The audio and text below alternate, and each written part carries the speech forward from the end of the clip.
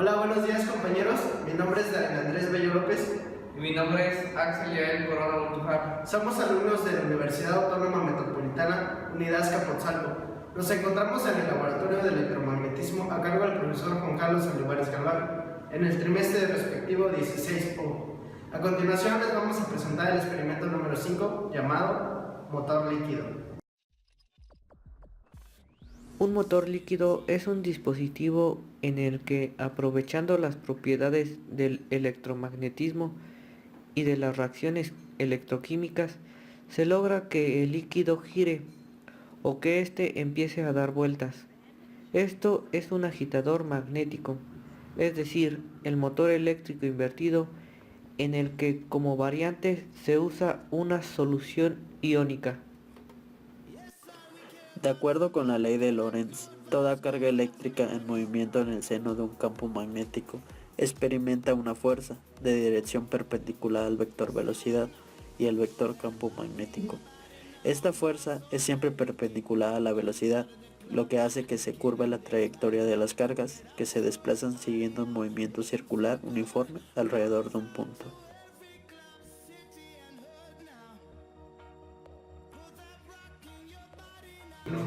Los materiales a utilizar son los siguientes: Dos puntas banana banana, dos puntas banana caimán, un círculo aislante, en este caso caucho, que cubra el interior de nuestro recipiente, un recipiente de aluminio, otro pedazo de caucho que cubra la base del recipiente, un agitador, un tubo de cobre, un pedazo de lija, un imán de bocina, un multímetro, trocitos o pedacitos de papel, sulfato de cobre, cloruro de sodio, sal, una fuente variable de tensión trifásica,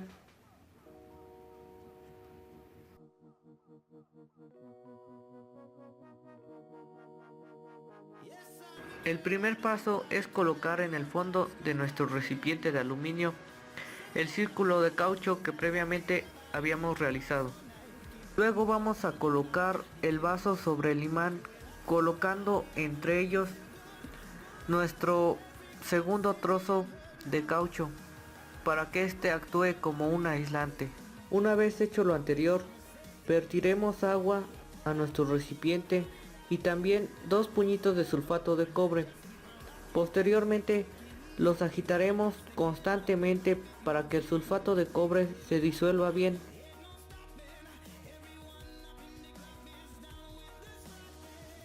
Conectaremos el positivo de nuestra fuente al tubo de cobre.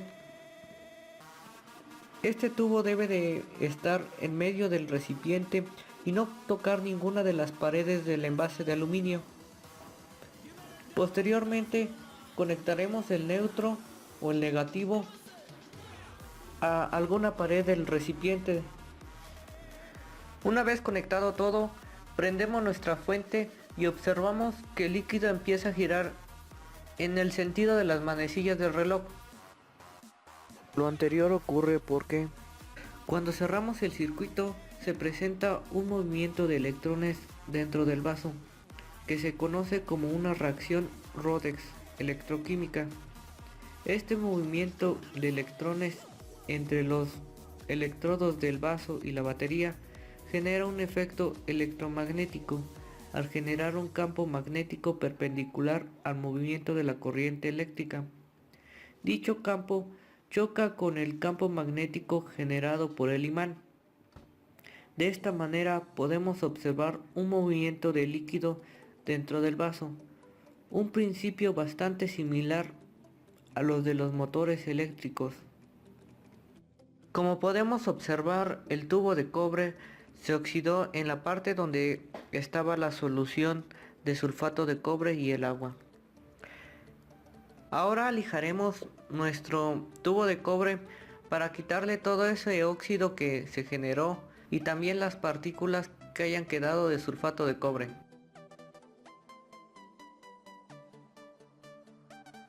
Ahora invertiremos la polaridad de nuestro circuito y observaremos qué es lo que sucede.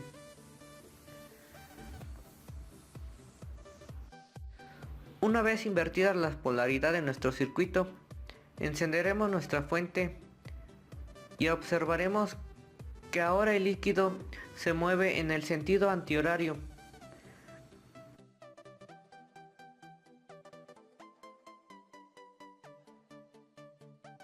Nuevamente lijaremos nuestro tubo de cobre para dejarlo limpio para nuestro siguiente experimento.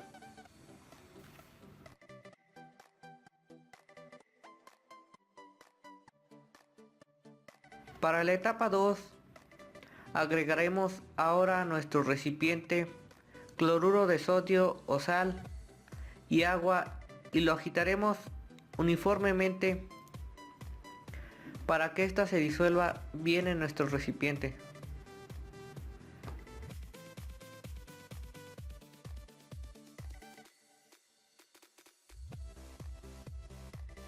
Primeramente repetiremos las conexiones del experimento anterior. Encenderemos la fuente y podemos observar que al igual que con la solución de sulfato de cobre, nuestra solución empieza a girar en el sentido antihorario.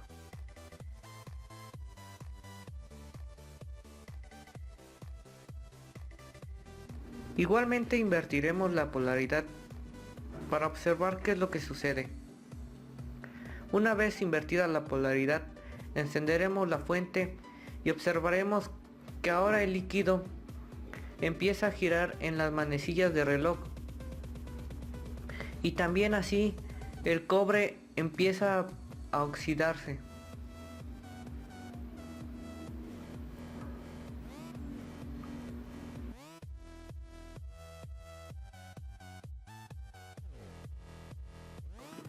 El sulfato de cobre o la sal utilizada en las diferentes etapas de nuestro experimento se disuelven en el agua produciendo iones. Ellos transforman al agua en un fluido conductor de la corriente eléctrica. Estos iones son moléculas o átomos con carga eléctrica positiva o negativa. Cuando conectamos la batería, se establece un flujo de corriente entre el recipiente y el tubo. Son justamente los iones los que se mueven para permitir que la corriente circule. Por otro lado, tenemos el campo magnético generado por el imán. Es allí cuando entra en juego la famosa ley de Lenz. La misma nos dice que si una carga eléctrica se mueve dentro de un campo magnético, sufrirá una fuerza. Una de las conclusiones es la velocidad con la que gire nuestro motor líquido depende del voltaje que se le meta a la sustancia, ya que a mayor voltaje, mayor corriente circulará por nuestra sustancia y nuestro campo magnético será mayor.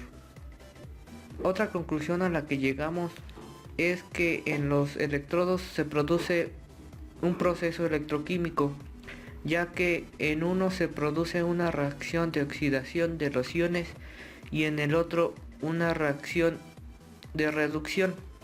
Esto lo podíamos observar en nuestro experimento, ya que al conectar positivamente al tubo de cobre, este se oxidaba y perdía electrones, y al invertir la polaridad, el recipiente de aluminio es el que se reducía y perdía electrones.